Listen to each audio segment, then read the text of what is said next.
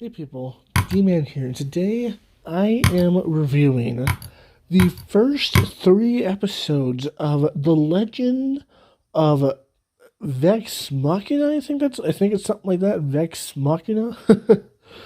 um, it's a new animated show from Netflix. Not Netflix, sorry. I mean Amazon, Amazon Prime, Amazon Prime TV, whatever the hell they call it.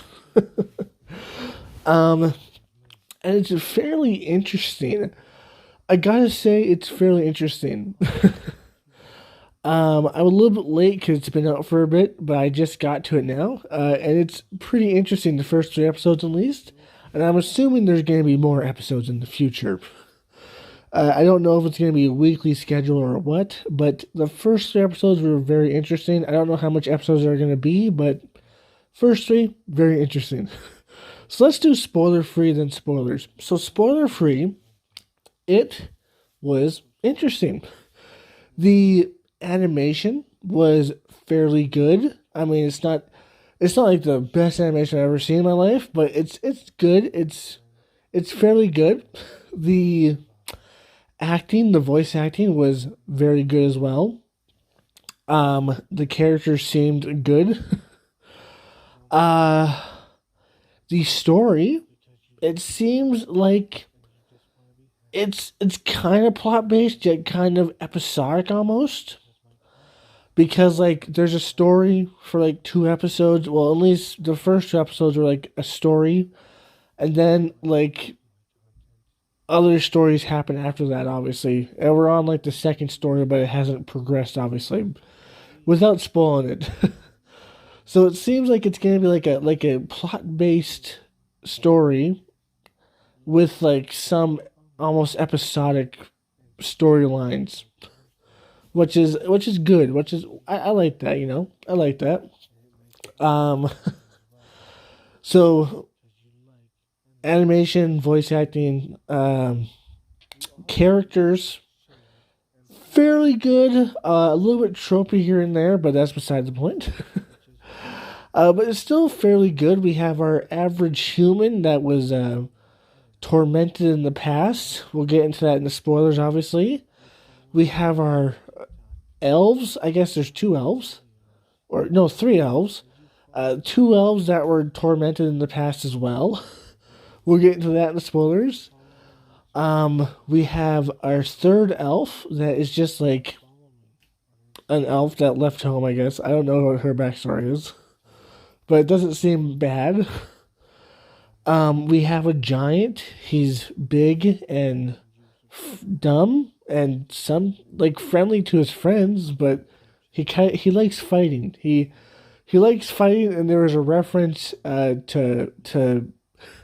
the Saiyans to Super Saiyan in there. So that's pretty funny. He definitely likes fighting like a Saiyan, I guess. Um, yeah. And then there's a dwarf. No, a gnome. I don't know what he was, a dwarf or a gnome.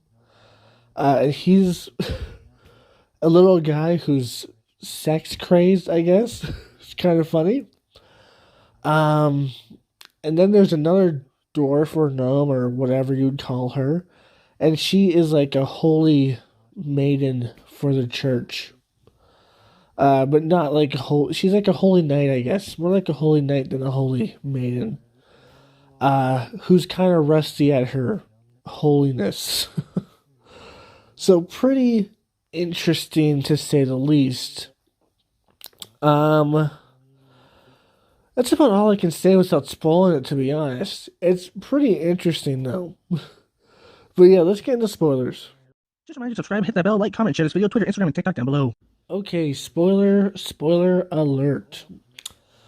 Okay, so let's talk about the first, second, and then third episode.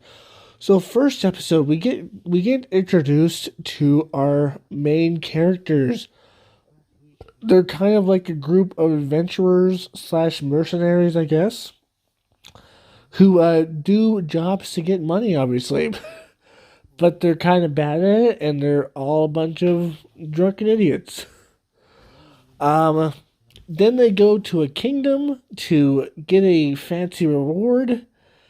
The kingdom obliges them, even though they don't really believe in them. They go to fight a mysterious beast. It turns out to be a dragon, a blue dragon, ancient creature.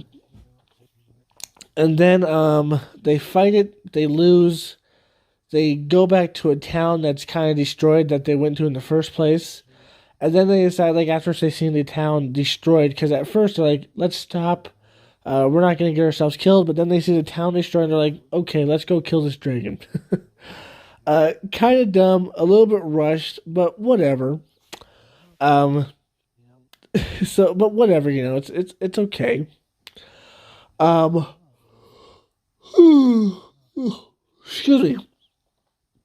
So they do that. And then they go back to the kingdom, and they basically tell them, like, hey, it's a blue dragon, but they already knew it was a blue dragon because the army was there and they saw the blue dragon. So they know it's a blue dragon that shoots out electricity. And then they think one of the council members is working with them. It turns out one of the council members was the dragon, not the one that they thought. It was the knight. So they go there and they end up killing him, and that's where the Super Saiyan reference comes in with the giant. It's kind of funny. And then they get the reward, and the reward is that they are now the kingdom's protectors. And we also get to learn in this episode a little bit about the two elves' backstory, that their hometown was attacked by a dragon that I'm sure we're gonna meet eventually, and they're gonna kill. And this dragon tells us that, hey, the time of man is over. Dragons are gonna take over. So I'm sure that plotline's gonna come in a little bit later, and we're gonna meet other dragons, including the one that killed their family. So that's a whole thing. And then we move on to episode 3. Well, episode 2, that was episode 2. Then we move on to episode 3. So episode 3, they're invited to a fancy banquet after they got their new home, because now they're the new protectors of the kingdom. They get invited to a fancy banquet.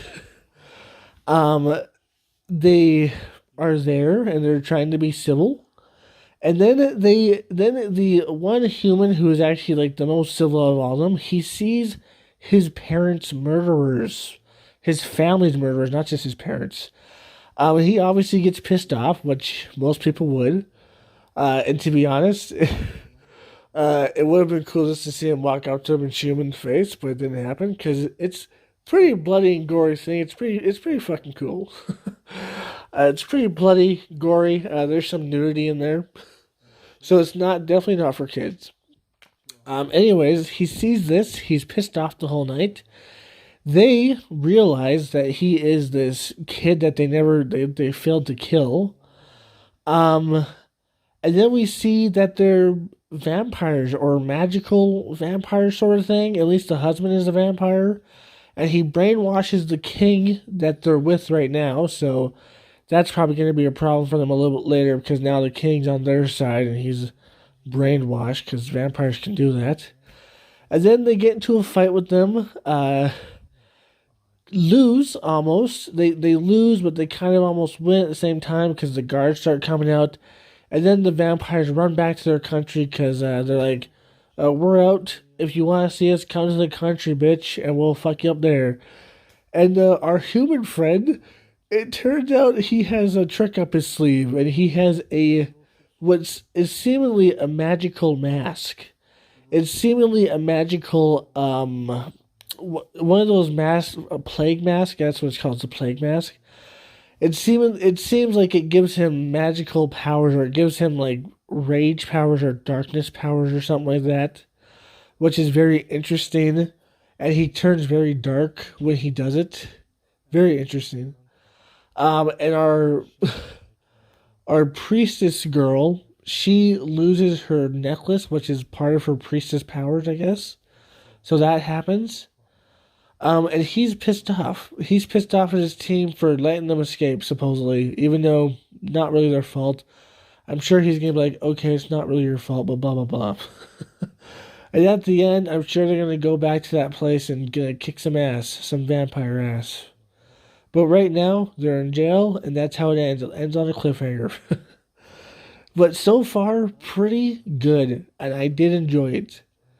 Can't wait to watch the rest of it. So I just wanted to put this really briefly at the end.